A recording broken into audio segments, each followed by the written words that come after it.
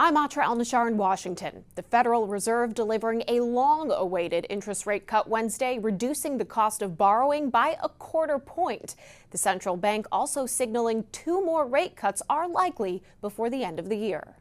It's the beginning of the end of what's been more than 3 years of increased interest rates. Today, the Federal Open Market Committee decided to lower our policy interest rate by a quarter percentage point. The Fed has 2 mandates, price stability and full employment. Fed Chair Jerome Powell said earlier this year they had been ready to start cutting rates, but when the president rolled out his tariff policy, they decided to wait to see how it impacted inflation. Now that the labor market is showing signs of weakness, the risks unemployment and inflation posed to the economy have come more into balance. While the unemployment rate remains low, it has edged up.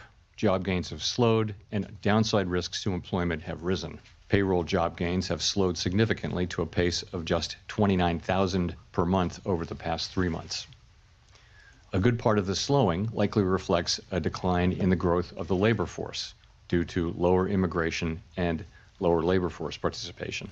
Inflation is still higher than the Fed would like it. Central bankers' preferred gauge shows costs rising at an annualized rate of 2.9%, a ways off from their 2% target. To show how eager Americans are for this rate cut, applications to refinance mortgages spiked 58% last week from the week prior, according to the Mortgage Bankers Association. President Trump has also been extremely impatient in wanting to see an interest rate cut for months, publicly berating Powell for unchanged rates.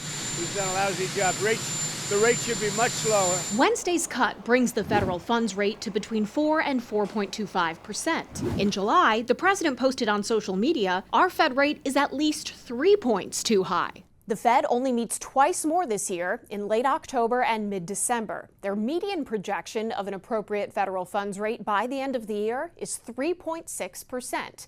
The next big inflation report is out next week, Friday. In Washington, I'm Atra Al-Nashar.